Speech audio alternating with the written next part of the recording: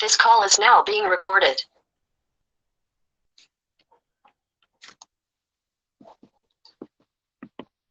¿Qué tal? Muy buenos días con cada uno de ustedes. A continuación, como grupo 3, expondremos sobre el tema elegido respecto a nuestra carrera y cómo se implementa el uso de las matemáticas. Como parte de nuestra carrera elegimos poder tocar el tema de la cultura incaica debido a sus grandes aportes y al ser una de las culturas principales mesoamericanas a lo largo del continente. A continuación presentaremos algunos hechos trascendentales para poder resaltar y recordar un poco sobre esta cultura y poco a poco iremos introduciendo el tema respecto al uso de las matemáticas. Podemos decir que su división política y social se dio a través de los 4 suyos, que quizá todos lo conocemos, o el Tahuantinsuyo, que es mejor conocido en quechua, que se dividió de la siguiente manera: el Collasuyo al sureste, el Chinchaysuyo al noreste, el Antisuyo al noreste y finalmente el Contisuyo al oeste. Algunas de sus manifestaciones culturales donde resaltaron más nuestros antepasados podemos ver en lo que respecta a la cerámica, a la orfebrería y la textilería.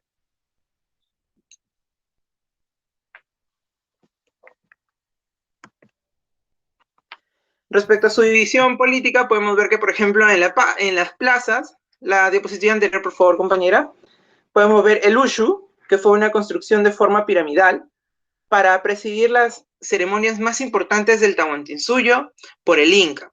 Probablemente estaba ubicada en la zona en la que ahora está la catedral y estaba el Sunturhuasi.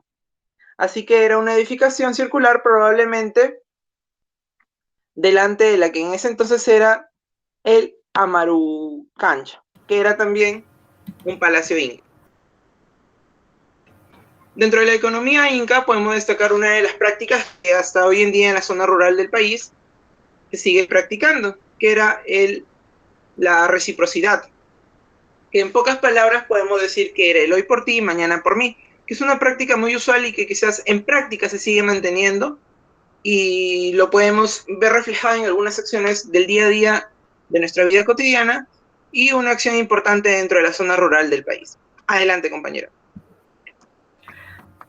Bueno, siguiendo con la explicación, seguiremos hablando sobre las matemáticas en el Imperio Inca. Siguiente diapositiva, por favor. Bueno, a continuación pasaré a dar ciertas nociones o características con las que cuenta el Imperio Incaico, o contó, mejor dicho, con respecto a las matemáticas. En el campo de las matemáticas, el Imperio de los Incas destacó principalmente por su capacidad del cálculo en el ámbito económico, a la vez que en su sistema de contabilidad se basó principalmente por los nudos, el cual se representa en los quipus y los yupanas, los cuales resaltan por su importancia en la administración incaica, a la vez que dotaron a los incas de una aritmética sencilla pero efectiva, con tal que fueron con fines contables, se basaron en un sistema decimal, conocieron el cero y a la vez que dominaron ciertas operaciones matemáticas básicas como lo fueron la suma, la resta, la división y la multiplicación. También, para seguir hablando de otras nociones, hablaremos sobre las construcciones de caminos, canales y monumentos, así como el trazado de la ciudad y las fortalezas. Todo esto necesitó o exigió a los incas un desarrollo de una geometría práctica, para lo cual fue muy importante e indispensable para el diseño arquitectónico de estas, a la vez que también tuvo cierta relevancia en la medición y longitudes de las superficies. Hablando del sistema de medición de longitud y capacidad, es importante pues recordar que estos tomaban como referencia la anatomía humana. Continuando, hablaremos sobre el sistema de numeración inca.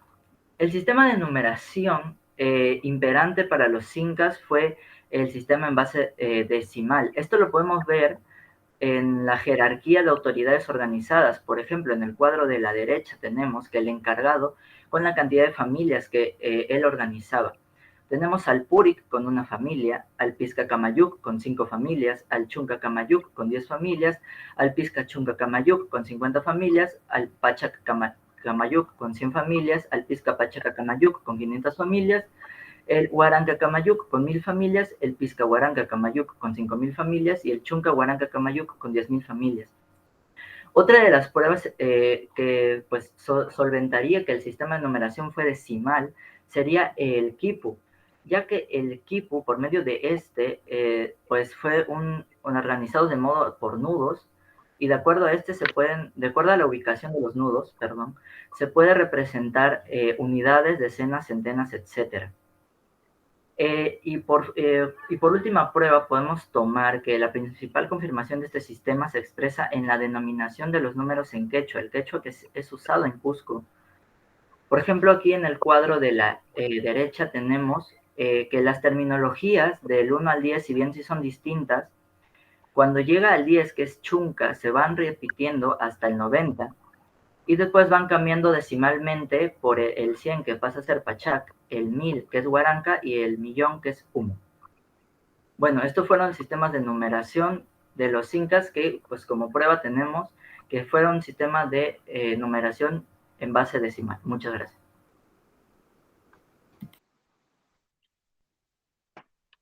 Con ello, y con la explicación antes dada por mis compañeros, vamos a empezar con lo que es el sistema de contabilidad netamente.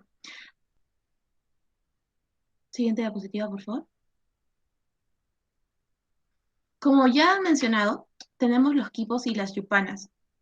¿Qué eran los quipos? Pues los quipos eran un sistema mnemotécnico basado en las cuerdas anudadas, mediante las cuales se restringían todo tipo de información, ya sea cuantitativa o cualitativa.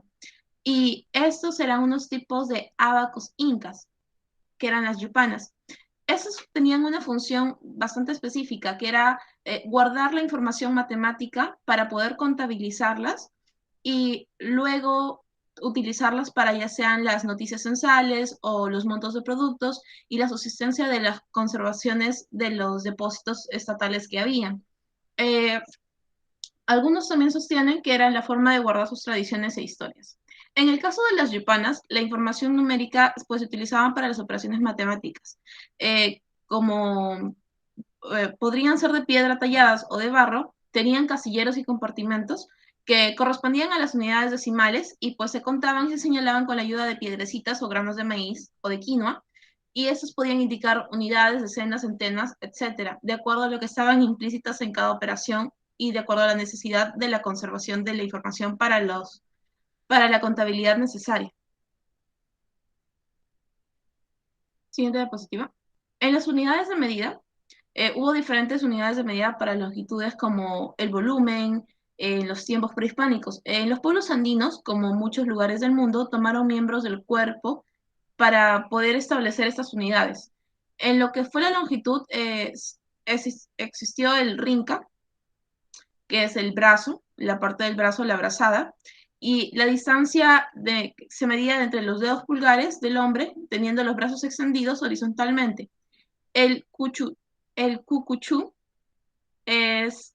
equivalía al codo y era la distancia desde el codo hasta el extremo de los dedos de la mano. También estaba la capa, que era la medida de la palma, y la más pequeña, que era el yuco o el geme, que era la longitud que existía entre el índice y el dedo pulgar, separando uno del otro lo máximo posible. También, siguiente diapositiva, por favor. En lo que fue la superficie, el tupo era la unidad de medida para esta, y el término general se definía como el lote de tierra requerido para el mantenimiento de un matrimonio sin hijos. Todo hatun runa o hombre común recibió una parcela al casarse, debiendo así para poder satisfacer las necesidades básicas de producción y pues para poder realizar el intercambio ya antes mencionado. No correspondía a una medida exacta, pues sus dimensiones variaban según las condiciones de cada terreno, etnia o clase social. En lo que fue la capacidad, entre las unidades de medida era el porcha, que equivalía a media fanega o 27.7 litros. En algunos cultivos como el maíz eran medidos en recipientes, los líquidos, de una variedad de ciertos tipos de vasijas o jarros, donde habían diferentes cantidades y estas se podían utilizar para una mayor distribución de líquido en general y de los volúmenes que estos manejaban. Siguiente diapositiva, por favor. En el volumen se habían manejado las proporciones de los prismas respecto a sus alturas y pues sin variar las bases que usaban los runcos, ¿no? Están las colcas y los tambos, como se puede observar.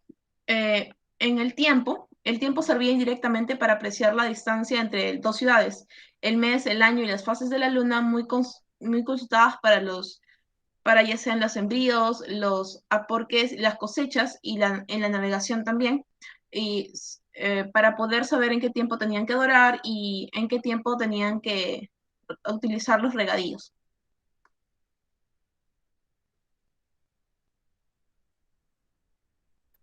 Ahora yo continuaré con los aportes que dejaron los incas. Ante toda esta matemática usada, obviamente quedaron resultados que pueden ser observados.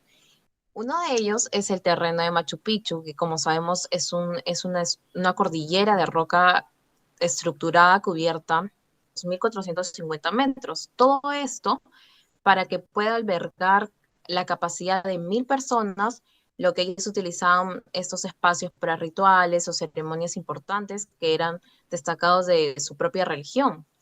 Es así que también es importante resaltar que todo esto fue construido en los Andes, a 160 kilómetros de lo que era el centro de lo que es su capital, básicamente, del imperio. Entonces, es necesario preguntarse cómo es que ellos movilizaron todos estos materiales y cómo es que lograron concretar, agrupar todas estas rocas que en sí no eran uniformes en su naturaleza. Otro aporte también son las terrazas. Estas muy importantes para que las montañas no erosionen. Estas funcionaban porque estaban estructuradas por paredes que estaban inclinadas a 5 grados. Gracias a esto, ellos podían adjuntar sólidamente con la superficie inferior de este terreno. Otro aporte también es el contorneado, que es una técnica que básicamente consiste en calcar una roca a otra para poder sujetarlas.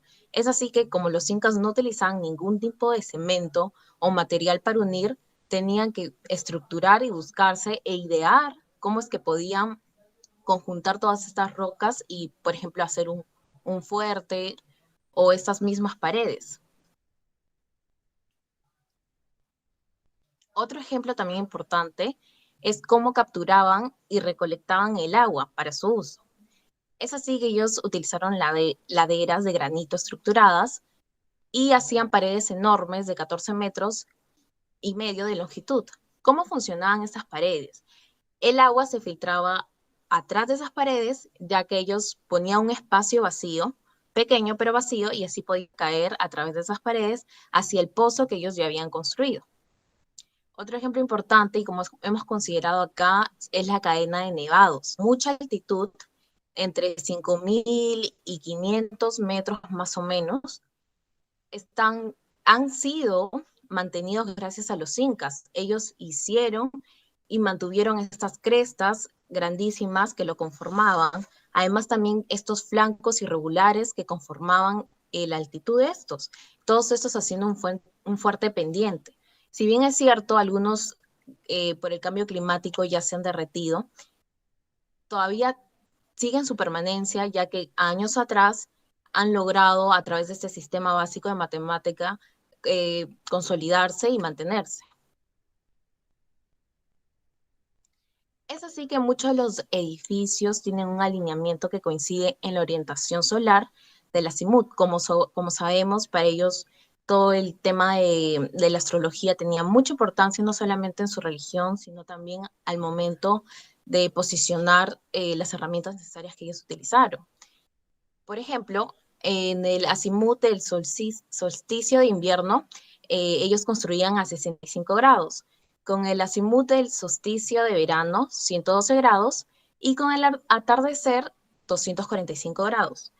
Con todas estas observaciones que hemos destacado como grupo, confirmamos que esta serie de matemática básica implementada ha permitido la planificación y la estructuración urbana de las ciudades de esa época, así como también sin dejar de lado el carácter religioso que los caracteriza. Espero, profesora, que esta exposición haya sido de su agrado. Sulpani.